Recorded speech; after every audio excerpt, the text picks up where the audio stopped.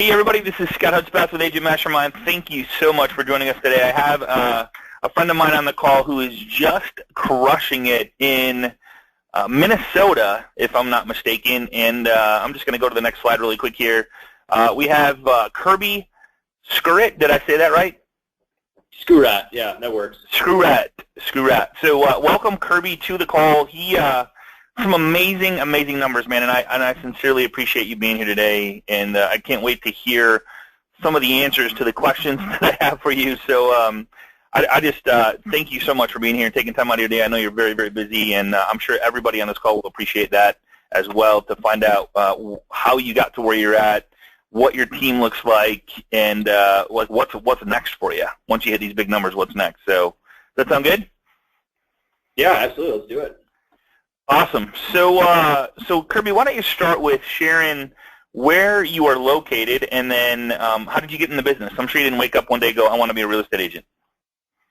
No, so I guess my kind of real estate journey dates back to college. I went to a small private liberal arts school in St. Paul, Minnesota, and they had an affiliation with a school called St. Thomas University, and St. Thomas had a real estate program, and so I just kind of dabbled in some classes over there while I was at Hamlin and got excited about it. But then I went to corporate America, worked at General Mills for 3 years, and in that time I kind of met a guy that was in the real estate business. And so in 2008 I just said, you know what, or 2006 I said I'm going to go and get my license and just kind of, see how it goes. And I did commercial real estate with a company called Jones Lang LaSalle. They're now known as JLL.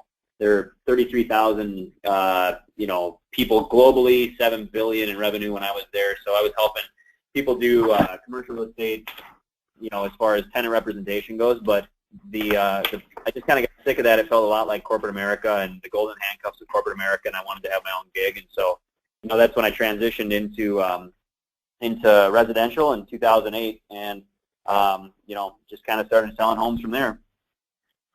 Got it. Okay, that's cool. So you did commercial real estate before you got into residential, or do you still dabble in the commercial realm? No, I don't do anything commercially anymore. Just okay. Residential. Got it. Cool. All right. So your team. So and I'm going to bring up your wife here, Christina.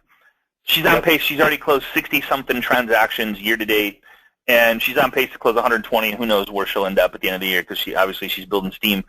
How long has she been in the business? Like, how long have you been in the business? How long has she been doing this? So what does that look like?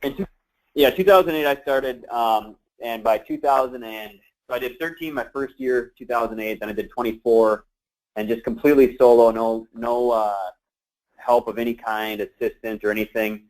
And then I did 27, and that was in 2010, and that's the year that I told Christina that she should get her license and join me. And so she closed her first transaction, of January or December 31st of 2010, and then the next year together, just her and I, we sold 60 homes. So the fire kind of started once Christina joined, because she is like just a like a very, very amazing salesperson, and she's really good at just converting. And last year, so then we went 2010, we did 60, 2011. 120, we hired our first assistant in 2011. We went to 192 in 12, 266 in 13, and then, 266 in 14, and 345 last year in 2015. And so now you're talking 345 transactions. Yeah, so 345 transactions last year. So one assistant, if I heard this right, you went from 120 1 year to 196 with one assistant. One assistant and a showing agent and a buyer's agent. Okay. So what would you say? That buyer. So the bulk of the transactions are coming from Christina and I. The buyer's agent that year sold, I think, 20 homes. So of 192, we sold 172 of those, Christina and I. Okay. So as far as how, like, so you say she's great at sales, but there's awesome people out there at sales, and I don't see them doing these kind of numbers. What does that look like? Like, what is their secret? Is it time management? Is it Does she have a team in place for communication, follow-up, call that? Like how does somebody so good sell so many? Because obviously we all have the same amount of time in a day, and the average agent, I don't want to put a curse on anybody, but nobody on this call, everybody on this call is killing it, but the average agent closes 1 deal to 2 deals a month, and there's people that close 10, but you guys are pushing the limits of 30 and 40. What does her team look like, and how does she do that?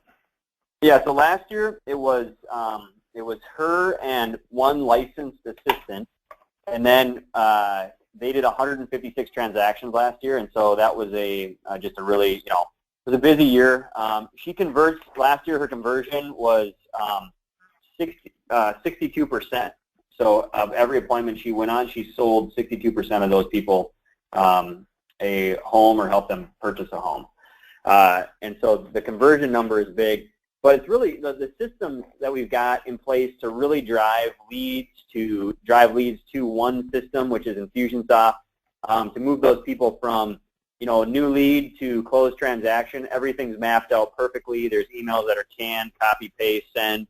So everything is really, really dialed in, and it makes it extremely easy for, so my wife, if you study the DISC profile or if you study Discovery Insights, Discovery Insights is probably the one that is one of the most robust personality profiling systems in the world that I've ever used. She's a high I, high yellow, and then she has some of the red or high D from the DISC profile. And so when somebody that has that high yellow or high I is able to use an extremely blue system, they can crush, because all they're doing is they're following the same thing over and over, and they're getting people to like them at a very high level, but they don't have to like systematize. And so what I did is I took my blue brain and my red brain, and I systematized. I built a system, and so all of our agents, the minimum expectation for a new agent on our team is 36 homes a year, and if they can't sell 36 homes a year, they're not on our team any longer.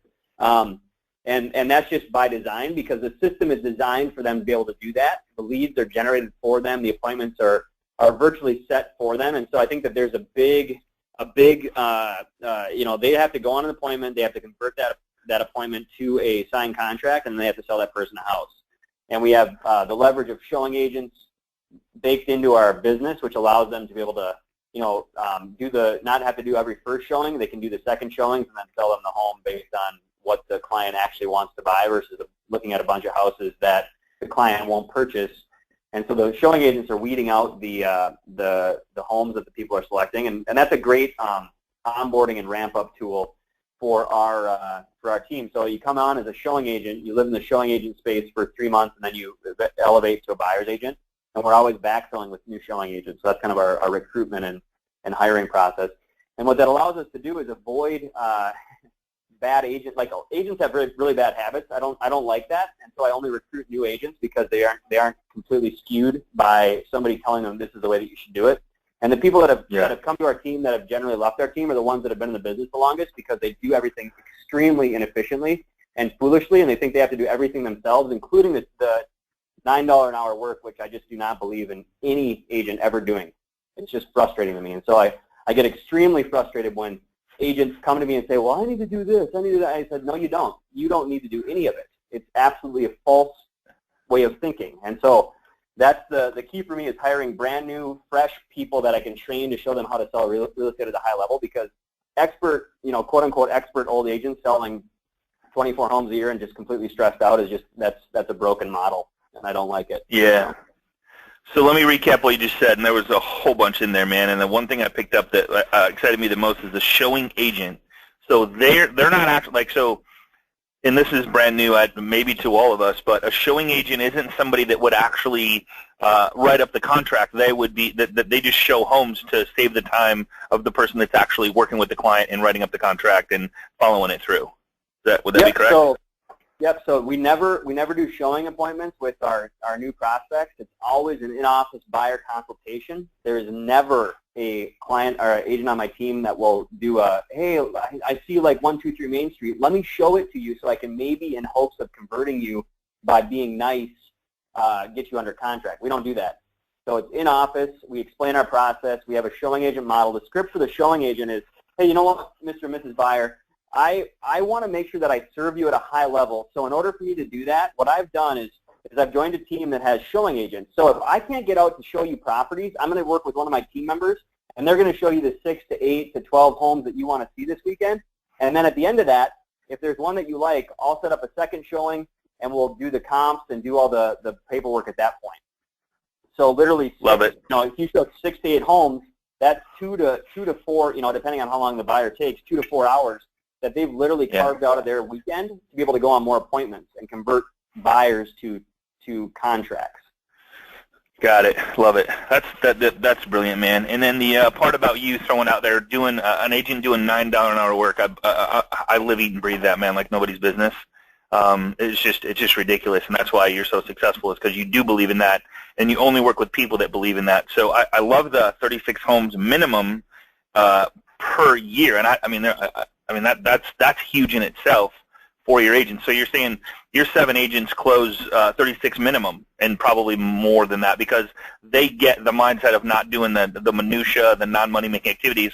They're always selling or converting a client.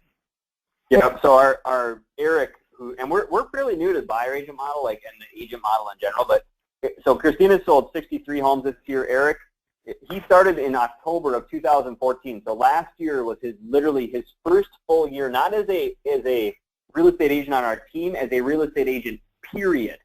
And he sold 43 homes last year at his first year in the business, and this year he's got 52 under pending and closed already.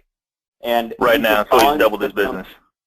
Yep, he's following the system. Like 43. This year he'll probably end up closing by the end of the year. He'll be at 70. Our goal for him is 72 as a second-year agent. Wow, unbelievable, man. That's so cool. I mean, dude, you're changing lives. You're literally setting people up for huge monster success. Congratulations, and that's why I love it. That's what I love about you so much. The 62%. Yeah, go ahead. I was just gonna say, Eric came from corporate America making $90K a year, and this year he'll probably be at he's already at 130 GCI, and he'll probably be at 180 by the end of the year. So our splits are super aggressive. And probably more freedom. He's not punching a clock and going to sit in a cubicle. Yeah, exactly. Yeah.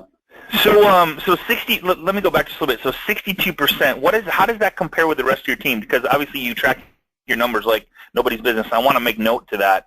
Yeah. Like you do, Kirby, you're tracking the crap out of your numbers. So how does that compare to Eric or your other 7 other agents?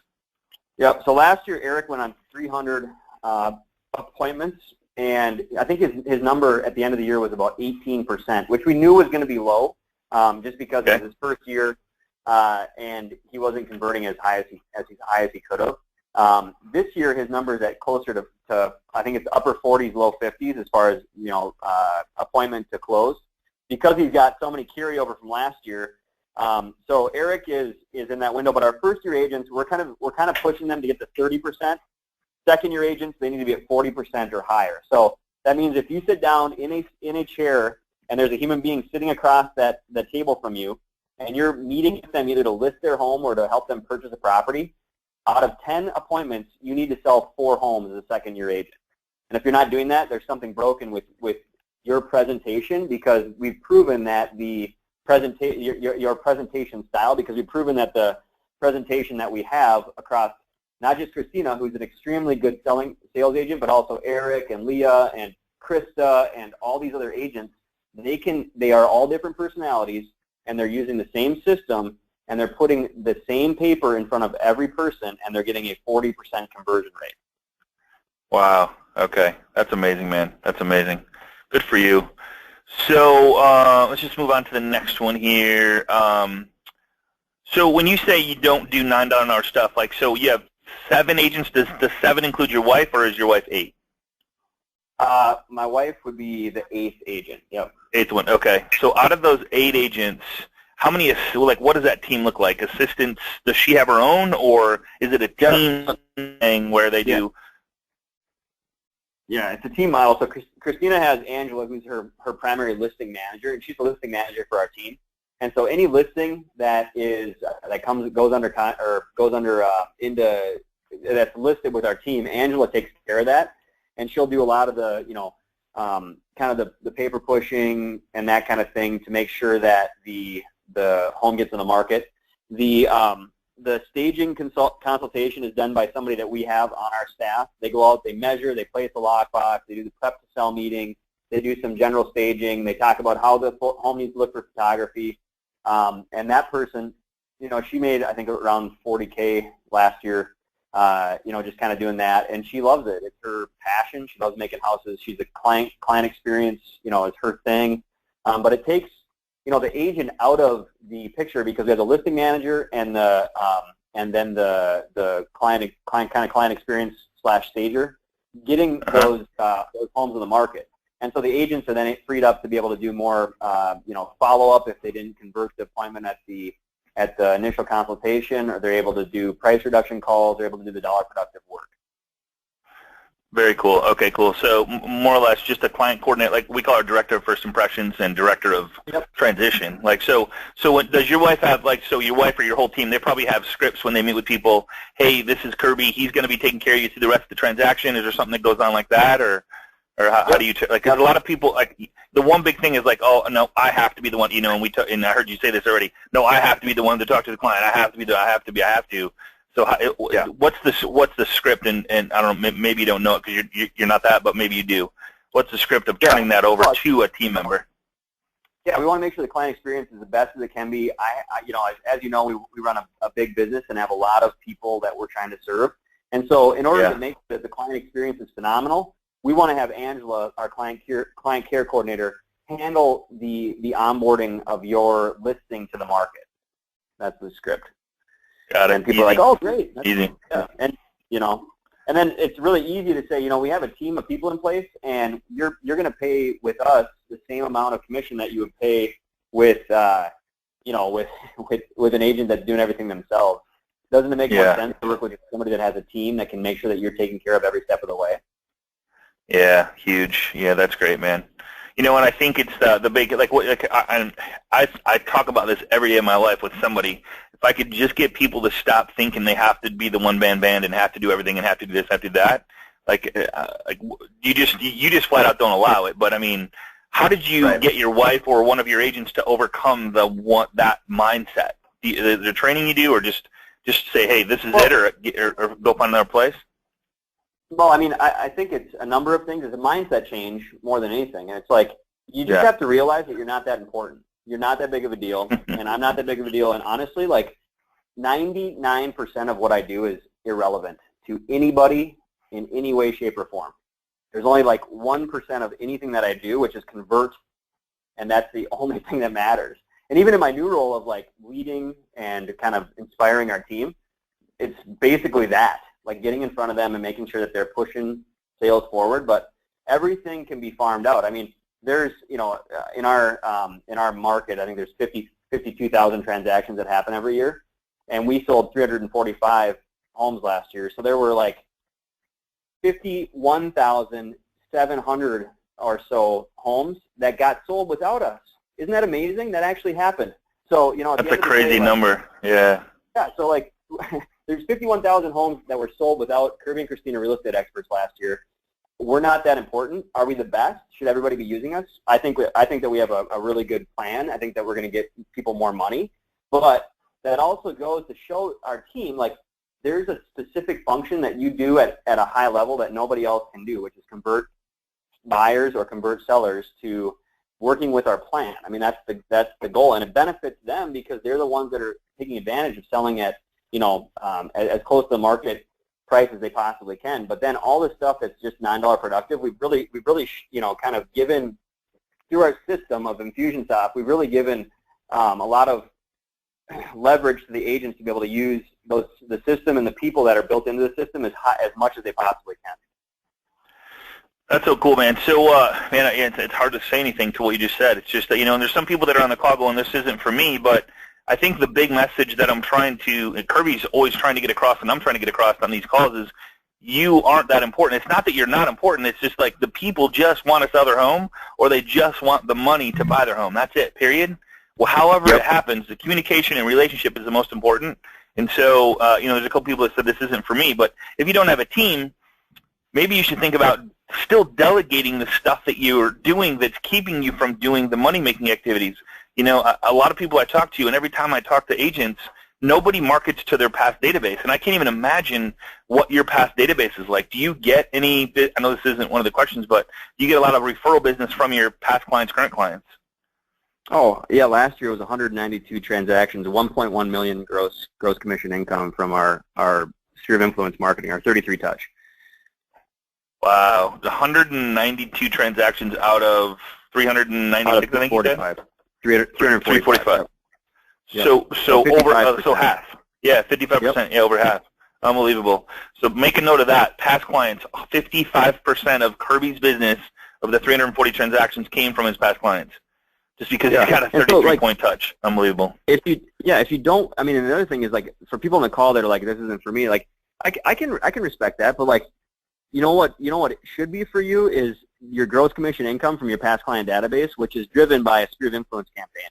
And if you don't have a sphere of influence campaign, there's somebody out there that you can pay $20 an hour on a part-time basis to make sure that they get a newsletter on a monthly basis and they get an email on a monthly basis, and then there's some sort of a client appreciation event annually that they're invited to, and you know, their client experience is there. Like, they have to know that you are still in the business, and if they don't know that, they're not going to remember who you are. And I think that that's the piece, like, from a takeaway perspective. Like, maybe you want to show every house, but I know for a fact that you are not going to have the time to do an effective client or a effective sphere of influence campaign if you're not delegating that. Yes. Quick question. So, go ahead. Yeah, go ahead. Go ahead.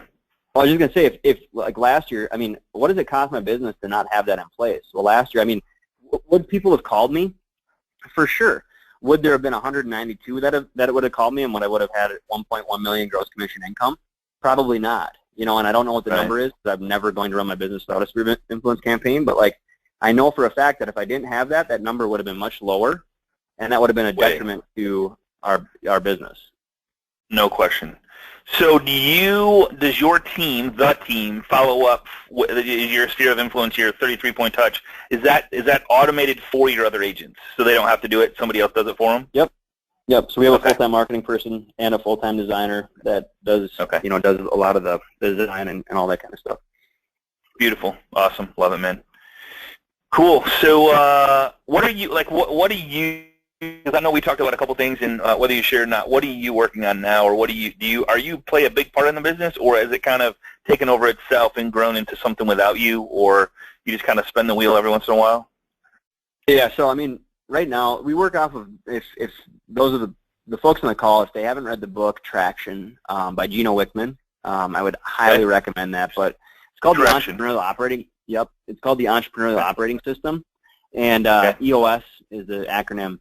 And we are now running an EOS model within our business, and that looks like so it looks like from a positions perspective on the leadership team, there's a visionary, which is kind of my seat, and then there's an integrator, which is the person that's kind of like generally called the COO, the Chief Operating Officer, the person that everything kind of flows to, decisions are run through, you know, and then underneath that there's a sales lead. There's a market from left to right. You would look at it from marketing to sales to operations. And that's how we operate right now. So my big things are, you know, to basically plan and budget for the year, figure out where we're going to spend our marketing dollars to drive all these leads, and then help our team really systemize and simplify as much as possible to allow our team to operate at a high level. Because I think there's a lot of folks that end up overcomplicating, and I'm guilty of it as the next person, but I've really been on a major kick, you know, to simplify as much as possible, to dumb it down, to make it less complicated, easier to understand, 5 points, 1 page, you know, that kind of thing, like just to really help our agents produce at a high level. Because if they're accountable to 5 things or 4 things versus like, this is what your job profile looks like and it's a 17-page document, I mean, that's never going to get looked at. But if they know, my number 1 thing is to convert appointments to contracts. My number 2 thing is to deliver world-class experience. My number 3 thing is to ensure the home closes. I mean, like, those are the things that, like, you really need to focus on as a buyer's agent on my team, or you really need to focus on as a listing partner on my team. And same for our staff people. Like, from a marketing perspective, what's your number 1 thing? I need to figure out where the leads are coming from, how profitable lead source is, and how can we buy more of that lead source? You know, how do we drive more traffic? So, it's just very simple and trying to like dumb down the position as much as possible. Not because the people are dumb, but just because it's really easy to get, as a business owner, to overcomplicate and do this, do that, do this, do that. And like when you simplify it, it's just easier for the person that's in that position to understand what they're supposed to do and then execute on what they're supposed to do. Excellent. And I know this isn't part of the questions too, but and if you don't want to answer, that's fine. But how do you pay your agents? Somebody asked one of the gentlemen here in the class, how do you pay your agents? And then I got another question after that. Yeah. So on the buyer side, so we have different structures. It's a different split schedule. So if they bring the client from their sphere of influence, they're going to get paid the most on that transaction. And our split for those is 67% to the agent and the balance to the team. On a team-generated lead where they set the appointment, not one of our staff people set the appointment, it's 48%. And then if we set the appointment, it's 38%. So our calling team sets the appointment. And then if it's a gimme, quote unquote a gimme, where it's like one of our past clients calls us, there's no conversion really needed. It's like, hey, I'm ready to sell my house and I want to buy. That goes to the buyer's agent at 29% is what they're paid. Okay. And then here's where I think.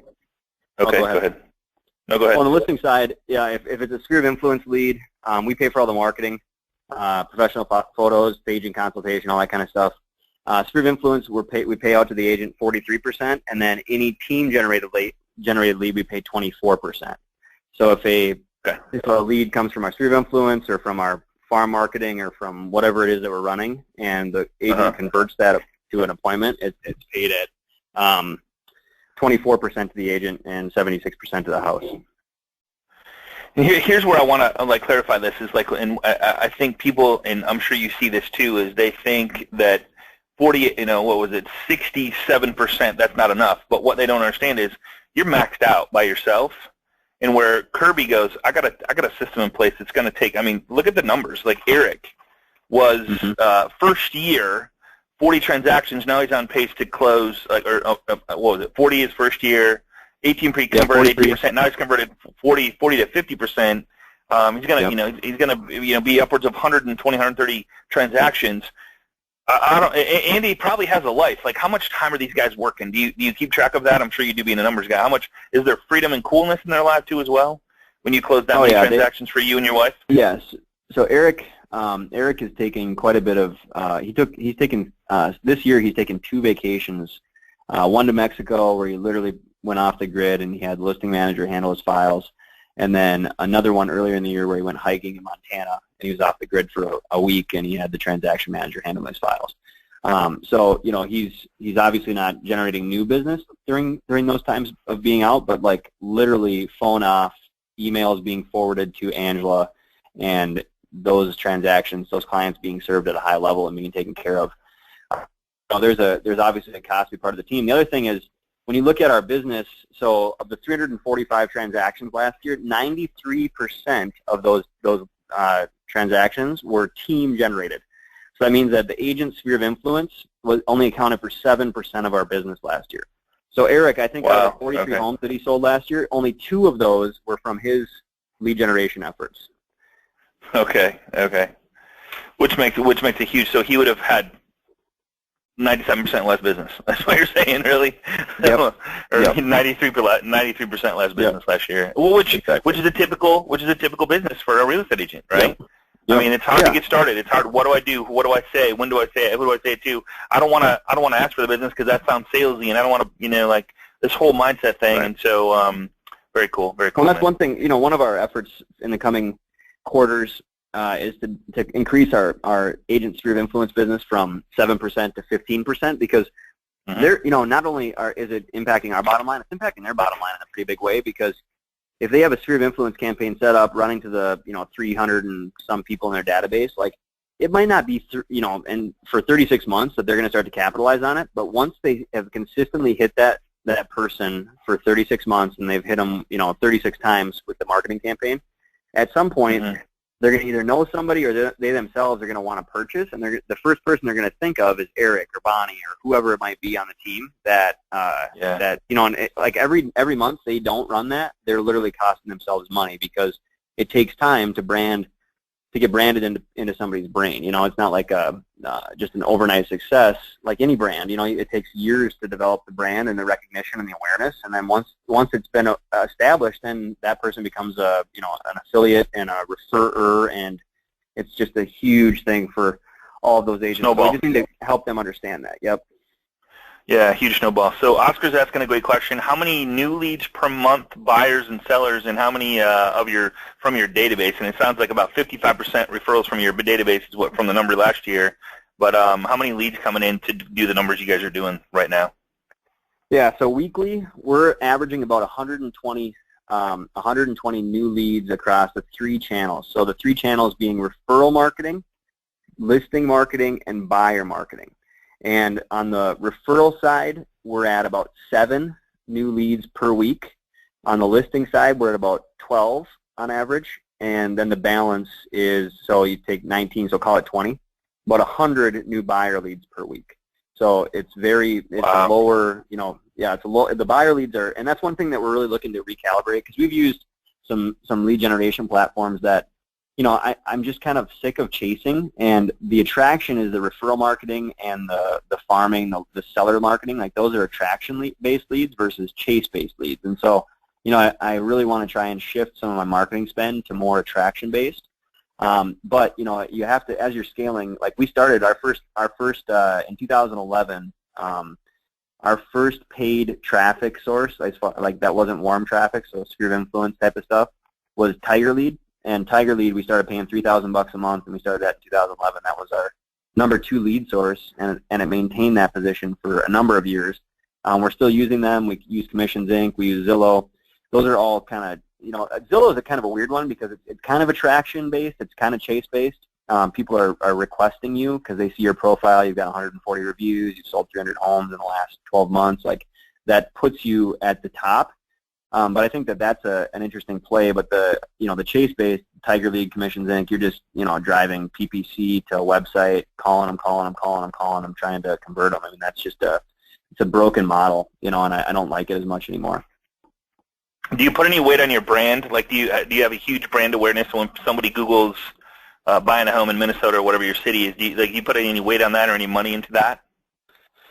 We're just starting to shift to SEO, so Okay. That's one thing that we definitely want to do in the next probably 12 to 24 months. SEO is a long-term play. You're building an asset, Yep. and that's what we really want to Yep. kind of invest in. But it's it's just one of those things that we haven't really put a lot of legs behind because we've used the PPC traffic versus the SEO traffic, and I'm trying to Yep. figure out how to best rank in certain keywords and all that kind of stuff, and I've hired a guy that's going to help me with that because it's way over my head. But I know I need to go there because there are people that generate. There's people that I know of that are generating crazy amounts of leads on a monthly basis just from their SEO based website. So. Right on. Well, somebody's asking, where do you get your buyer? Like, was it Zillow that I hear that you're doing? Or you're getting your buyer leads from, or where are your buyer leads coming from? So right now it's Commissions Inc., Tiger Lead, and Zillow. Okay. All right. Excellent.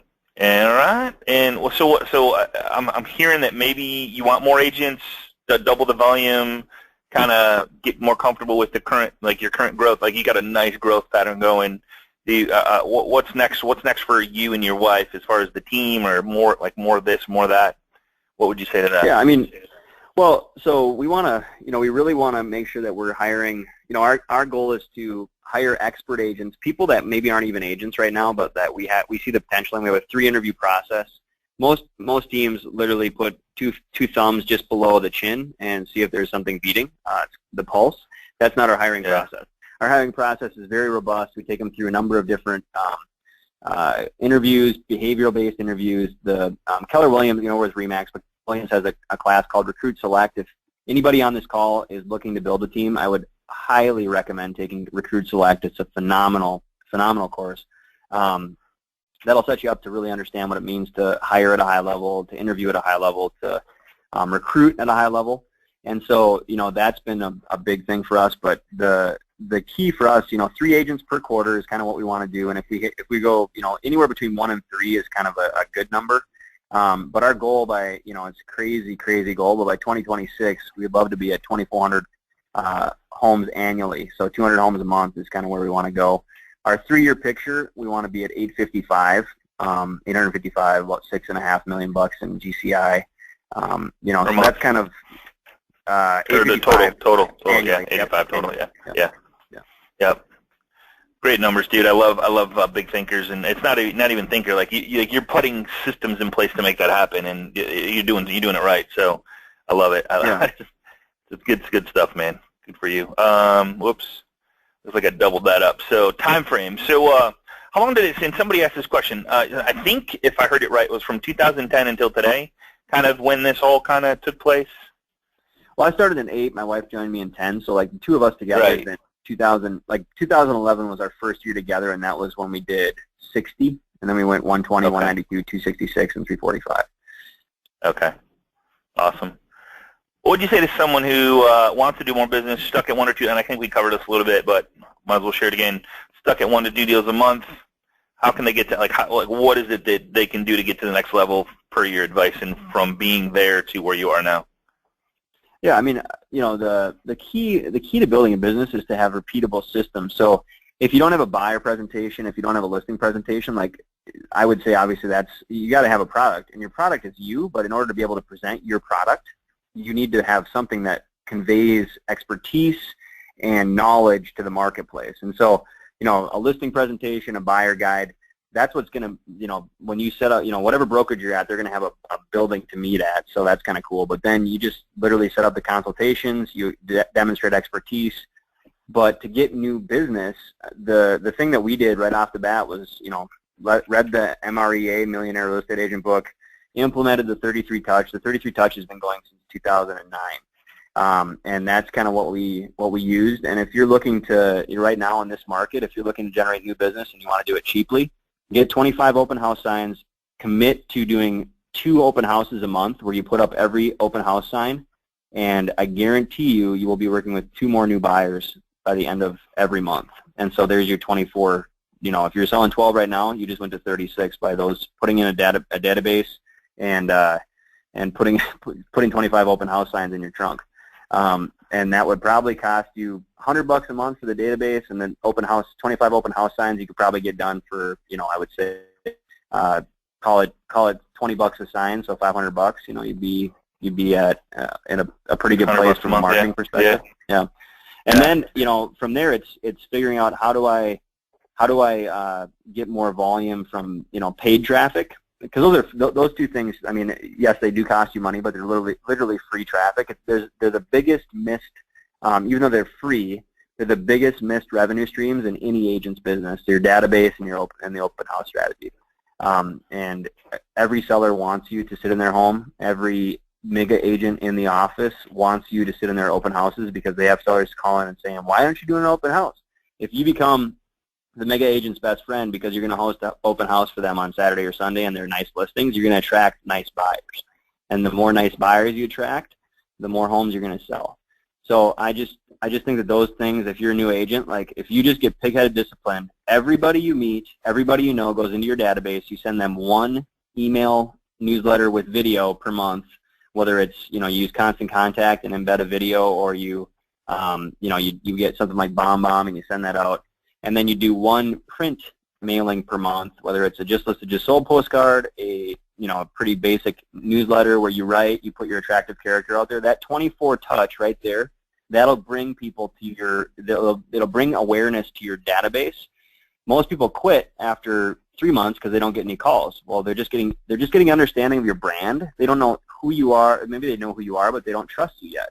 And so after 12 months, that's the true litmus test. So if you've done it for 12 months, you will start to see things coming, sales coming from that database, that consistent, repeatable stream. And then if at the same time you're running an open house campaign every 2 weeks, and the people that sign up are going into your database and they're getting on that, it's just going to be geometric growth because you're adding new people from cold traffic. You have your warm traffic. Your warm traffic starts to refer. It's really, really super simple to sell 36 homes a year as a independent agent with those 2 strategies. So simple. It's just people overcomplicate it because they look at all the shiny objects and get attracted to this. I know. That's the problem. That's the issue. Yeah. So the open house thing is more or less just like you say 25 signs, but you can only be in one. So do you just go to one per every weekend, or is that what you're talking about, or when you Well, I'm say just saying, like, buy this? so you have, yeah, you just put up 25. So like you put 3 in front of the house, you put 3 at the corner that's closest. You put, Got it. because the more signs you have up, the more out there. people are gonna be like, what's going on? Why is there so many signs up? Right. And that sets you apart too for all the neighbors. Like if you just literally did that, and then you invited the neighbors, and then on like the day before, so Friday night, go out and knock the 20 closest homes and say, yeah, I'm going to put a bunch of signs up. Hope I can put some on the corner of your street. I guarantee you that when they see an agent hustling like that stays in their brain.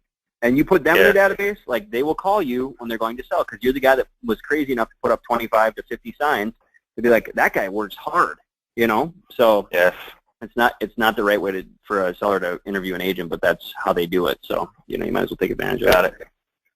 Got it. So what would you say for someone brand new in the business, just got in, like, and you just mapped out exactly what to do. So I don't know if we need to really go there, but anything different for someone brand new? That sounds like the same thing. No, I mean, just, you know, get your product. Don't spend too much time on your product, but literally Google free buyer guide, free listing presentation, find one, put your face on it, put your brand on it or your logo on it, and start to use it, and then augment and update. That's your product. Your listing presentation is your product because you're selling you. You have to have something to present, and everybody that you're competing against is going to have something like that.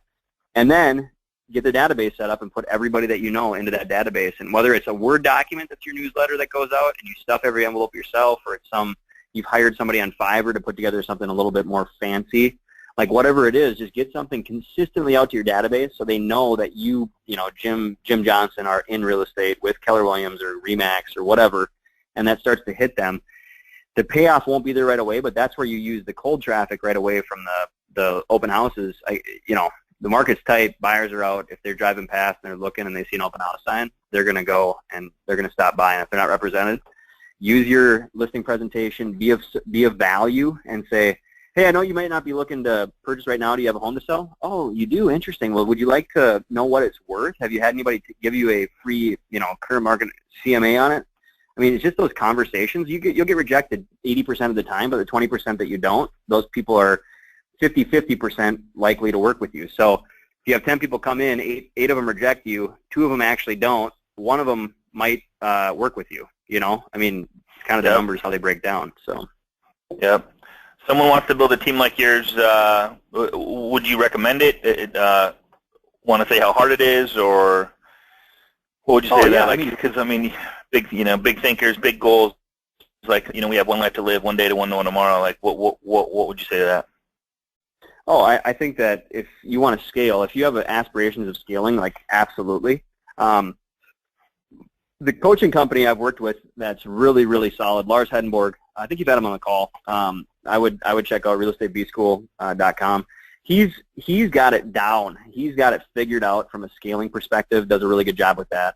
I've worked with a number of coaches, and he's by far the guy that really helped me step out. I was still in production when I met Lars, and by the time Lars was done, was done with his plan for me, I was out of production, and my wife is now in the same. You know, this year she'll do 63. She's at 63. She'll probably end up the year around that 100, maybe 85 to 100 mark. But we're really scaling her out too, and we will have our team completely running the sales for us by this time next year. It'll be just very close friends that we'll probably be working with on a one-to-one basis. But otherwise, the team will be doing So the income from a dollar per hour perspective, it's a different way to look at it. You can't look at it the same as you do when you're scaling. The profitability goes down, but your freedom goes up, and eventually your profitability dollar per hour of investment in the business goes way up.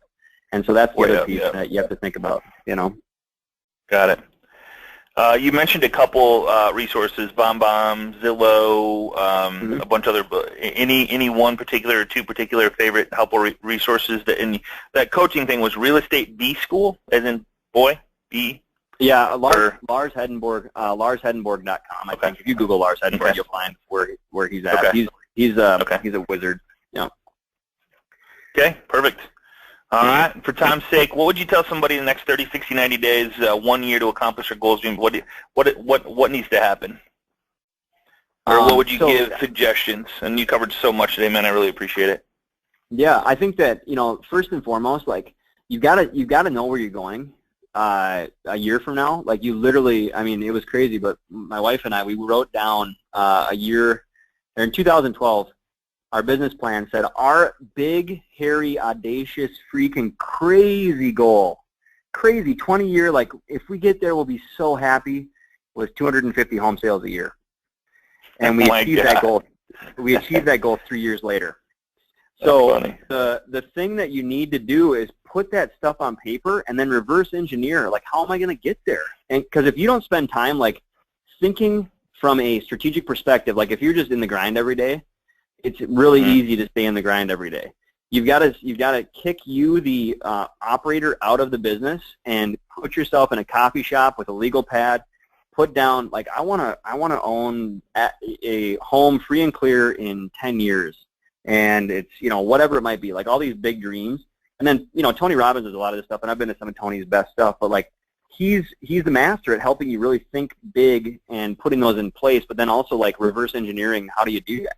I mean, the open house strategy is the tactical, the dirt type of stuff. You got to get up in the clouds, though, to be able to see from a 10,000-foot view, do I even like being in real estate? Like, is this what I'm supposed to do? Do I like serving people at a high level? Do I like that? And if that's not what you're supposed to do, obviously, then get out of real estate. But if it is what you're supposed to do, then say, okay, what do I want my business to look like in 10 years?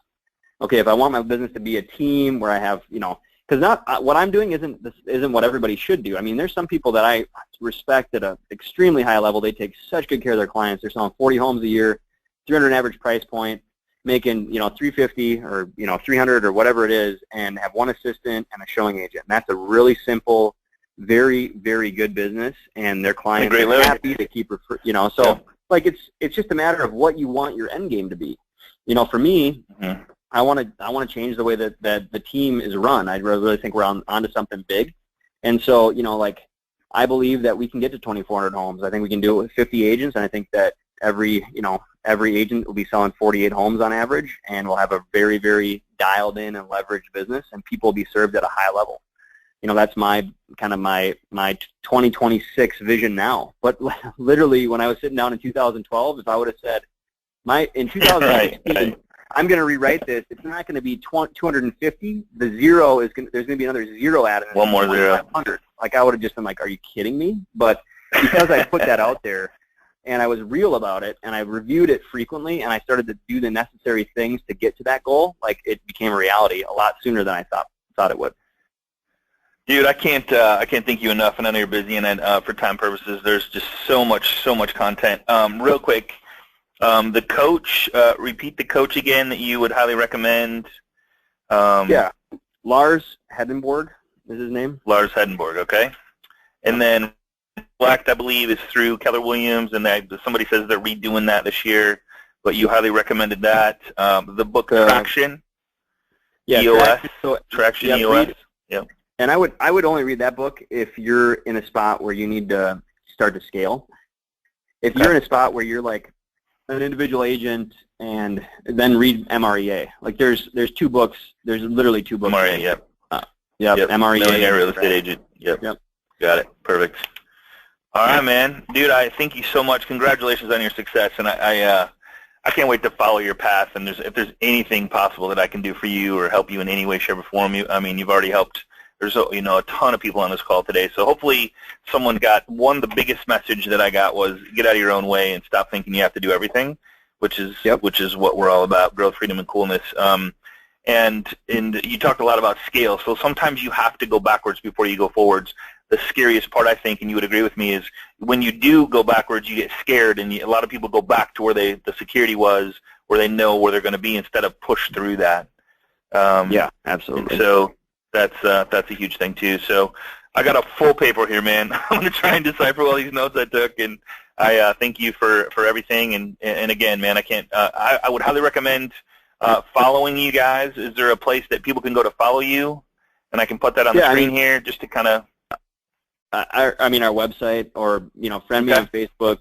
Just look me up on KERBY SKURAT, and shoot me a private message. And if there's anybody that needs help with anything, like, I'm a pretty open book, and I'm very direct. So, you know, a 5-minute conversation usually goes pretty far with people. It's like, what's your problem? What do you need? Why do you think that's your problem? You know, blah, blah, blah. So, Yeah. you know, you know, obviously can't take 130, 140, 200 calls, but like there are people out there that, you know, if they want help, like I'm a giver, and I'm, you know, I learned that early on. Like a mega agent in Minneapolis, I called him, and he literally opened up the hood and he showed me everything. And I said, dude, why are you doing this? And he said, honestly, man, like only 90 or only like 3% of the human beings in the world will take any action with what I've shown you.